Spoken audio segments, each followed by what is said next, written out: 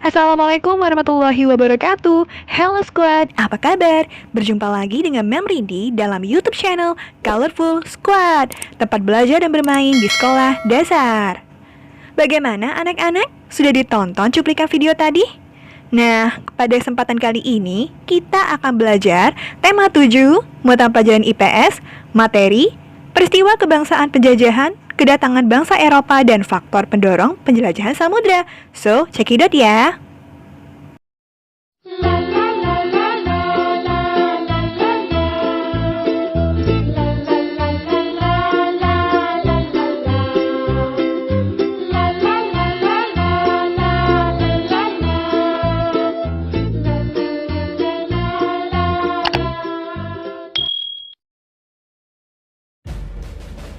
Baiklah anak-anak, adapun tujuan pembelajaran kita pada kesempatan kali ini yaitu dengan membaca teks tentang peristiwa kedatangan bangsa barat di Indonesia, siswa dapat mengidentifikasi latar belakang kedatangan bangsa-bangsa Eropa di Indonesia secara benar.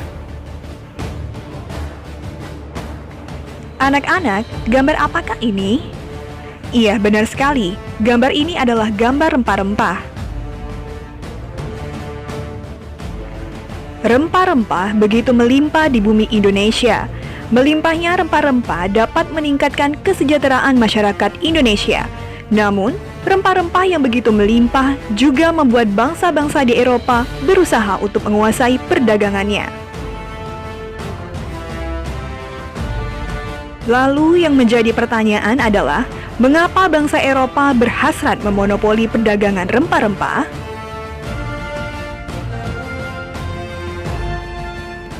Bangsa Eropa berhasrat memonopoli perdagangan rempah-rempah karena harga jual rempah-rempah di Eropa pada saat itu sangat tinggi.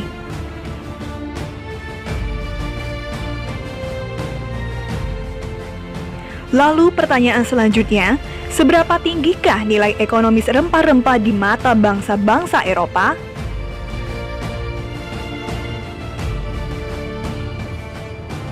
Harga rempah-rempah semahal harga emas. Masyarakat Eropa sangat membutuhkan rempah-rempah untuk industri obat-obatan.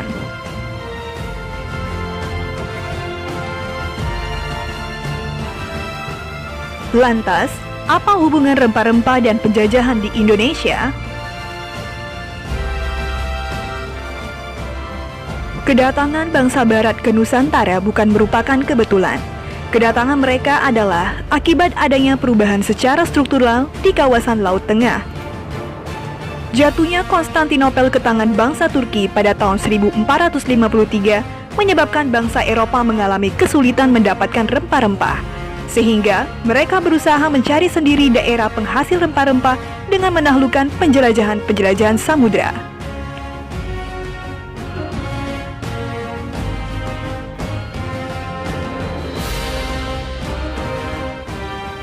Salah satu rempah-rempah yang diminati oleh bangsa Eropa adalah cengkeh. Cengkeh memiliki banyak manfaat.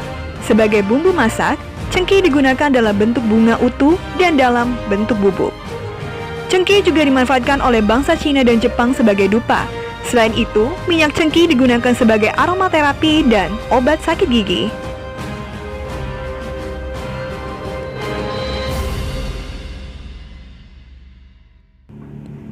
Pohon cengkeh banyak manfaatnya, sehingga menjadikannya bernilai ekonomis tinggi. Oleh karena itulah, cengkeh merupakan salah satu bahan rempah-rempah yang menjadi buruan bangsa-bangsa Eropa. Hal ini memicu terjadinya penjajahan di Indonesia. Bangsa kita mengalami penjajahan cukup lama. Selama masa penjajahan, bangsa kita mengalami penderitaan akibat adanya penindasan. Pada masa pemerintahan kerajaan-kerajaan Islam di Indonesia, datanglah orang-orang Eropa yang mengadakan pelayaran samudra. Kedatangan orang-orang Eropa di Nusantara mula-mula disambut baik oleh bangsa Indonesia. Namun, ketika orang-orang Eropa itu berusaha menguasai Nusantara, mereka mendapat reaksi keras berupa perlawanan-perlawanan di berbagai daerah.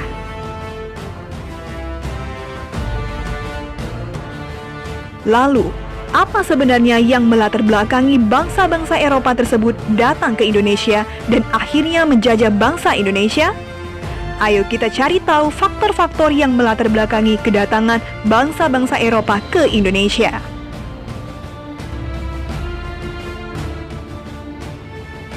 Peristiwa kedatangan bangsa Eropa atau bangsa Barat.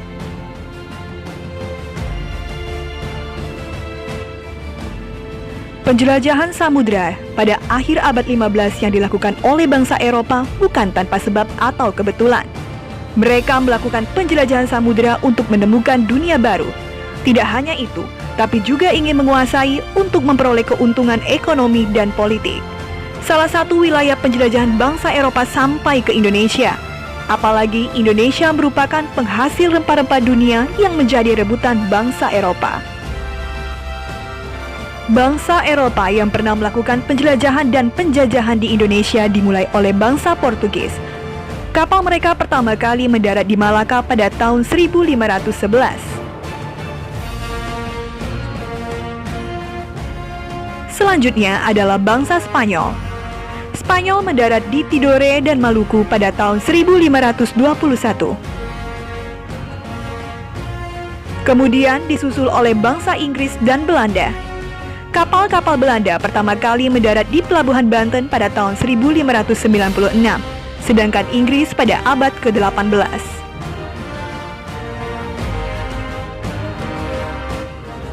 Lalu, faktor-faktor apa saja yang mendorong penjajahan samudera oleh bangsa Eropa? Mari kita simak penjelasan berikut ini. Dalam penjelajahannya, bangsa Eropa memegang semboyan 3G atau 3G. G yang pertama adalah gold, G yang kedua glory, dan G yang ketiga gospel, serta perkembangan iptek. Semboyan ini mendasari aktivitas eksplorasi, eksploitasi, dan pada akhirnya kolonialisme serta imperialisme yang dilakukan oleh bangsa Eropa pada tahun 1400 hingga 1750-an. Baiklah anak-anak, berikut ini adalah penjelasan semboyan dari 3G. 1. Adanya keinginan mencari kekayaan atau gold. Kekayaan yang mereka cari terutama adalah rempah-rempah. Sekitar abad 15 di Eropa, harga rempah-rempah sangat mahal. Harga rempah-rempah semahal emas. Mereka sangat membutuhkan rempah-rempah untuk industri obat-obatan dan bumbu masak. 2. Adanya keinginan menyebarkan agama atau gospel.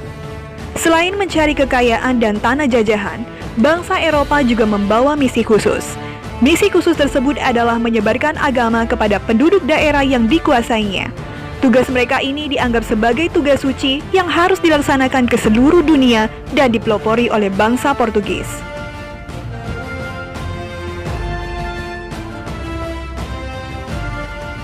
3. Adanya keinginan mencari kejayaan atau glory.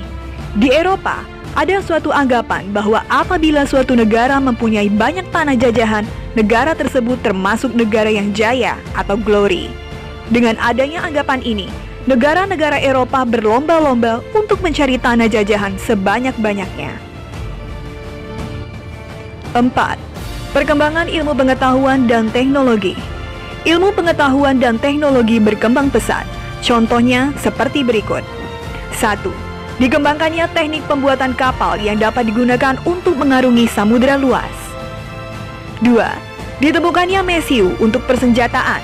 Senjata dapat digunakan untuk melindungi pelayaran dari ancaman bajak laut dan sebagainya. 3. Ditemukannya kompas. Kompas digunakan sebagai penunjuk arah sehingga para penjelajah tidak lagi bergantung pada kebiasaan alam. Untuk menentukan arah, biasanya mereka berpedoman pada bintang, sehingga jika angkasa tertutup awan, mereka tidak bisa meneruskan pelayarannya. Dengan kompas, mereka bebas berlayar ke arah manapun tanpa gangguan, baik siang maupun malam. Baiklah anak-anak, itulah tadi materi yang dapat dijelaskan pada kesempatan kali ini. Terima kasih sudah menonton. Wassalamualaikum warahmatullahi wabarakatuh. Sayonara.